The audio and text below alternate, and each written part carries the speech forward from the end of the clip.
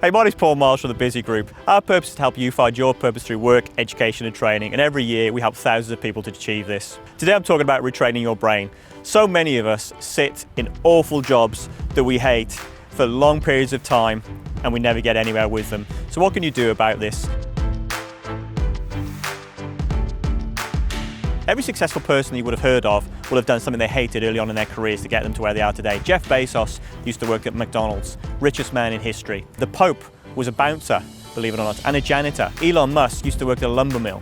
I've done some awful jobs. My least favorite, I once was painting tar onto train platforms. And so many people will choose to stay in a job they hate because it's easy, because there's short-term comfort, despite how unhappy they are. So it's up to us to step out of our comfort zone and find a way to invest in our long-term future so we can achieve our long-term goals. So the first way you can do that, it's very easy. You can actually retrain. So it's about identifying and choosing the career that you want to do and finding that career path.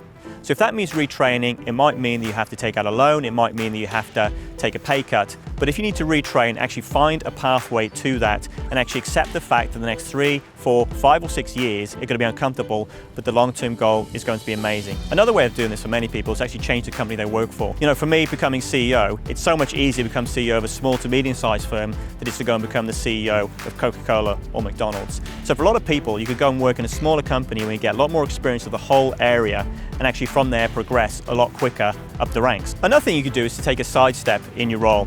Stay within the company you are, but see if you can find another role in that company where you can gain different experiences and actually challenge yourself and step out of your comfort zone. This helps you develop the skills to go on to different roles in the future. The other way of doing this, of course, is in internships. These have become really popular in countries like the US and the UK. Go and find a company that will take you on and give you the experience and the expertise and the skills that you need that you can then go and sell yourself with to another company. The other thing, of course, is looking elsewhere. Where might you need to move to? I live on the Gold Coast in Australia, which is huge in tourism, but if you want to work in neuroscience, then you might have to look elsewhere. So for me, it's about where in the world do they have those skills and those opportunities that I might need to move to? And finally, studying whilst you're working. Whether you're at university, doing an apprenticeship, or whatever it might be, look at whether or not you just need to take a pay cut and study in order to retrain.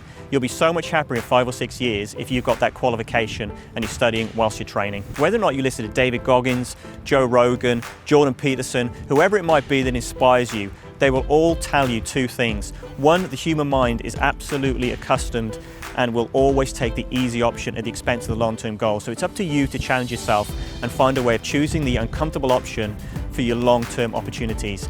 And the other one, of course, I will always say, particularly people like Tony Robbins, a goal without a plan is just a wish. You've actually got to find a way of getting there. So if you've got this goal in life, don't just wish yourself to get there, actually write down the actions, the strategies, the plan you need to get yourself to that point. So those are the ways that you can retrain your brain to step out of the comfort zone and achieve those long-term goals. Don't sit there resenting your job, hating it in 5 or 10 years when right now you can take action to step out of your comfort zone and achieve what you really want to achieve in life. It's over to you now.